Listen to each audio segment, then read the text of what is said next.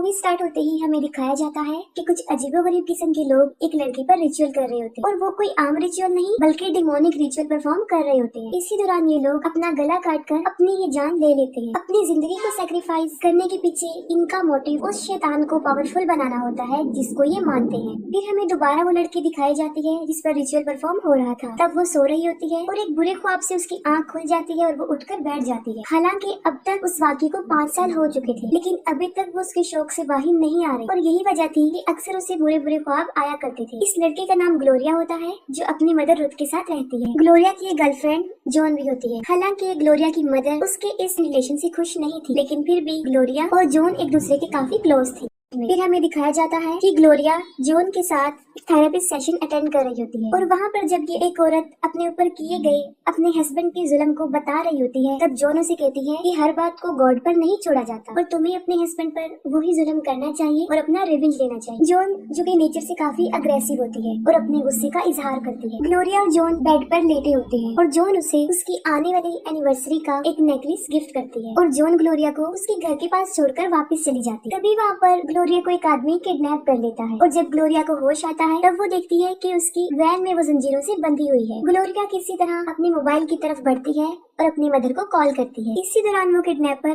Gloria को देख लेता है और उसे फेंट मेडिसिन से फिर से बेहोश कर देता है। बेहोश होने से पहले ग्लोरिया की चीख उसकी मदर के फोन तक पहुंच जाती है। बेहोश होने से पहले ग्लोरिया उस किडनैपर के हाथ पर वही डेमोनिक साइन देख लेती है जो उस डेमोनिक ग्रुप के हर मेंबर के हाथ पर बना हुआ है। वो किडनैपर ग्लोरिया को सिटी से काफी दूर जंगल में एक कैबिन में लेकर जाता है। फिर जॉन उस लोकेशन पर पहुंच जाती है जहां जॉन और ग्लोरिया लोगों को फूड सप्लाई करते हैं। ग्लोरिया वहां पर मौजूद नहीं होती जिसकी वजह से उसकी मदर को कॉल कर देती है। दूसरी तरफ ग्लोरिया की मदर जो उसे पूरे घर में ढूंढ चुकी होती है और उसके ना मिलने पर वो वही वॉइस मैसेज सुन लेती है जिसमें ग्लोरिया की चीख होती है। फिर ये दोनों पुलिस से ग्लोरिया के किडनैप होने की बातें करते हैं और जॉन ग्लोरिया के मिसिंग होने में उसकी मदर से भी ज्यादा परेशान थी और वो एक अग्रेसिव टोन में पुलिस ऑफिसर्स को ग्लोरिया को ढूंढने को कहती है और खुद भी इस बात का डिसीजन लेती है कि वो भी ग्लोरिया को ढूंढेगी। वो चर्च में बहुत सारे लोगों को इकट्ठा करती है और उनके जरिए ग्लोरिया को ढूंढने का फैसला करती है। दूसरी तरफ ग्लोरिया जिसे फिर से बुरे बुरे ख्वाब आना शुरू हो जाते हैं और जब उसे होश आता है तो वो उस किडनैपर को पहचान लेती है कि ये भी उनमें से एक है जिन्होंने आज से 5 साल पहले उस पर रिचुअल किया। किडनैपर उसे कहता है कि ये सब कुछ वो उसे सेव करने के लिए कर रहा है और वो उसे लिमिटेड टाइम के लिए यहाँ पर रखेगा और जब खतरा खत्म होगा तो वो उसे यहाँ से आजाद कर देगा। लेकिन ग्लोरिया को उसकी बातों की कुछ समझ नहीं आ रही है। फिर कुछ टाइम गुजरने के बाद ग्लोरिया उस आदमी से पूछती है कि वो उसके साथ ऐसा क्यों कर रहा है। वो कहता है कि 5 साल पहले जब तुम पर रिचुअल हो रहा था तब मैंने तुम्हें देखा था, तब मुझे ये बात ठीक नहीं लगी थी और जब सब लोग अपना गला काट कर जान दे रहे थे उस दौरान मैंने गला काटने का ड्रामा किया था। उसने सुसाइड नहीं किया और वो वहाँ से भाग गया। और वो फिर से कहता है कि ये सब मैं तुम्हें बचाने के लिए कर रहा हूँ। और फिर उस किडनैपर को हेलुसिनेशन आना शुरू हो जाते हैं जिसमें वो देखता है कि ग्लोरिया उसे सीड्यूस कर रही है। फिर जब वो होश में आता है तब वो देखता है कि ग्लोरिया की तबीयत खराब हो रही है, उसके मुंह से ब्लड आ रहा है। ग्लोरिया की तबीयत और ज्यादा खराब होती जा रही थी। तभी दूसरी तरफ पुलिस को ग्लोरिया के बाहर वही नेकलेस मिल जाता है जो जॉन ने उसे गिफ्ट दिया था। जॉन भी ग्लोरिया के मिसिंग पोस्टर हर जगह लेकर जाती है और लोगों से उसके बारे में पूछती है। तभी एक लड़का उसे कुछ बताने से मना कर देता है जिससे वो गुस्से में आ जाती है और चाकू निकाल के उसके गले पर रख कर पूछती है। ग्लोरिया को वही डिमोनिक ग्रुप नजर आता है और वो काफी डर जाती है। वो किडनैपर ग्लोरिया को संभाल कर उसे होश में लाता है और उन दोनों को ही हेलुसिनेशन होना शुरू हो जाता है और वो फिर से ग्लोरिया को कहता है कि तुम्हें सनराइज तक यहाँ रहना होगा, तुम यहाँ पर सेफ हो, उसके बाद सब कुछ ठीक हो जाएगा। रुथ कॉल करके जॉन को बुलाती है जहाँ पर वो पुलिस ऑफिसर भी होता है। पुलिस ऑफिसर जॉन से उस लड़के के गले पे छुरी रखने वाली बात और उस नेकलेस के बारे में पूछता है और अब पुलिस उस पर शक करती है और इस शक की वजह से उसे साथ चलने को बोलती है और यहाँ पर जॉन बुरी तरह अग्रेसिव हो जाती है। पहले तो वो पुलिस ऑफिसर को मार देती है और बाद में वो रुथ से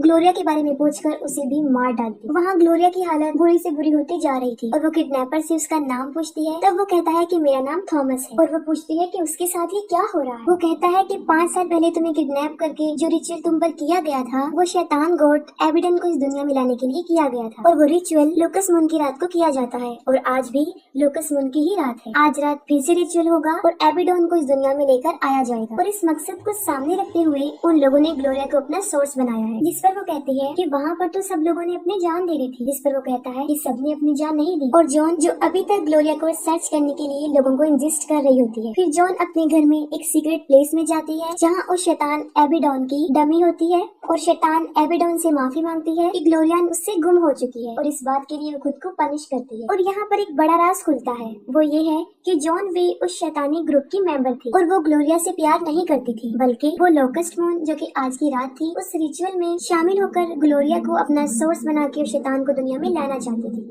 और यही वजह है कि वो इतनी दिलचस्पी से ग्लोरिया को ढूंढ रही होती है। ग्लोरिया के बैक में पेन होता है और जब थॉमस देखता है तो वो देखता है कि उसके बैक में 2 होल बन चुके हैं और ये देखकर वो काफी डर जाता है और वो दूसरे रूम में चाकू लेने जाता है जिससे कि वो ग्लोरिया को मार के इस कहानी को ही खत्म कर। लेकिन ग्लोरिया उसके पास आकर उसे सिड्यूस करती है और वो दोनों एंटीबेट हो जाते हैं और वहीं पर ग्लोरिया एबिडोन में बदल जाती है। एबिडोन को देखकर थॉमस काफी डर जाता है और फिर अचानक से वो देखता है कि वहाँ पर कोई भी नहीं है और इसकी वजह ये है कि जब उस पर रिचुअल किया गया था तभी से शैतानी असर उसके ऊपर मौजूद है और यही वजह है कि ग्लोरिया के अंदर जो शैतान है वो थॉमस को ग्लोरिया को मारने नहीं दे रहा है क्योंकि ग्लोरिया को तो उन्होंने अपना सोर्स बनाया है जिसकी वजह से एबिडोन इस दुनिया में आएगा। ग्लोरिया उसे कहती है कि मुझे डॉक्टर के पास लेकर जाया जाए। थॉमस उसे कहता है कि नहीं, ये सेफ नहीं होगा। जॉन को पता चलता है कि एक आदमी ने ग्लोरिया के घर के पास एक वैन को देखा था और उस वैन के ड्राइवर के चेहरे पर जलने का निशान था और जिस डायरेक्शन में वो गया है वो उसका भी बता देता। ये सुनकर जॉन फौरन समझ जाती है और वो अपने फ्रेंड के साथ उसी डायरेक्शन में चल पड़ती है। ये हकीकत सामने आती है कि थॉमस जॉन का भाई होता है और जिस कैबिन में वो ग्लोरिया को लेकर आता है वो उनका फैमिली कैबिन होता है। ग्लोरिया थॉमस को कहती है कि वो जॉन से मिलना चाहती है। तभी थॉमस उसे सब बातें बता देता है और ये भी बताता है कि ग्लोरिया ने ही उसका फेस जलाया था और उसके पाँव को तुड़वा दिया था और कहता है कि जॉन तुम्हें ही ढूंढ रही होगी क्योंकि और वो ही चाहती है कि एबिडोन इस दुनिया में आ जाए और सनराइज की होने से पहले यहाँ से निकलना किसी खतरे से खाली नहीं हो सकता। ग्लोरिया जब कैबिन में अकेली होती है तब वो शैतान एबिडोन को देखती है और वो उसे देखकर डर जाती है।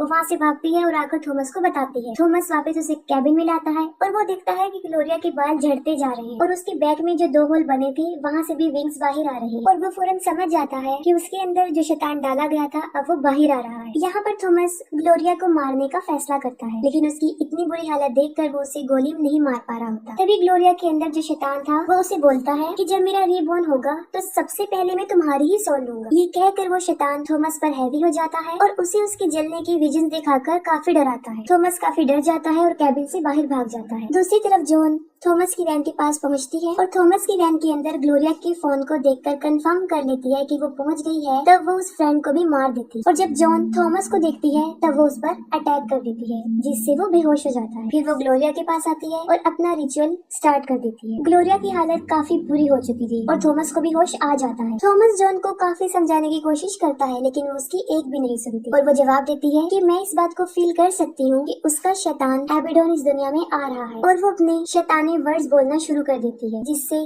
सारे शैतानी ग्रुप की सोल्स वहाँ पर पहुँच जाती है और जैसे जैसे जॉन मंत्र पढ़ती रहती है वो शैतान स्ट्रॉन्ग होता जाता है और ग्लोरिया पर हैवी होता जाता है। थॉमस दरवाजा तोड़कर जॉन को रोकने के लिए अंदर आता है लेकिन इस बार भी वो शैतान उसके माइंड पर अपना कब्जा करके उसे विजन दिखाता है लेकिन इस बार थॉमस उसके कंट्रोल से बाहर आ जाता है और एक कुल्हाड़ी से जॉन पर अटैक कर देता है और तभी पर वो ग्लोरिया पर हावी हो जाता है और थॉमस को दूर फेंककर जंजीरों से बांध देता है। सनराइज होने में थोड़ा ही वक्त रह जाता है और थॉमस खुद को आजाद कर लेता है और इसी दौरान जॉन के उस मंत्रों की वजह से और शैतानी सोल की वजह से शैतान वहाँ पर आ ही जाता है। थॉमस जॉन को रोकने के लिए उसे मार देता है और वहाँ पर सब सुकून हो जाता है। थॉमस ग्लोरिया को वहाँ से लेकर बाहर आता है जहाँ पर सनराइज हो रहा होता है। थॉमस ग्लोरिया को कहता है कि मैंने तुमसे प्रॉमिस किया था ना कि मैं सनराइज होने तक तुम्हें बचा लूंगा और ग्लोरिया को होश आता है तो वो जिंदा होती है। थॉमस उसे जिंदा देखकर काफी खुश हो जाता है। ग्लोरिया उसे कहती है कि मैंने भी कहा था कि मैं सबसे पहले तुम्हारी ही सोल लूंगी और वो उसे मार डालती है और ग्लोरिया शैतान की तरह ही धाड़े मारने लगती है और शैतान एबिडोन की तरह उसके विंग्स बाहर आ जाते हैं और यहाँ ये बात क्लियर हो जाती है कि ग्लोरिया नहीं रही बल्कि वो शैतान एबिडोन में कन्वर्ट हो और एबिडोन एविल्स का एंजल माना जाता है। एबिडोन को डिस्ट्रॉय की तरह ही डिस्क्राइब किया जाता है कि वो तबाही मचा देता है और वो लॉकर्स का भी मालिक होता है उन टिड्डियों का जो एक झुंड की सूरत में हमला करती है। एबिडोन की बॉडी एक घोड़े की तरह है, उसका फेस इंसानों जैसा है और बाल लड़कियों जैसे। सब मिलाकर ये कि वो बहुत ही खतरनाक किस्म का शैतान है और वो इतना खतरनाक है कि डीमन भी उससे डरते हैं। यहाँ पर हमें शैतान एबिडोन के बारे में काफी कुछ पता चल जाता है और इसके साथ ही मूवी एंड हो जाती है।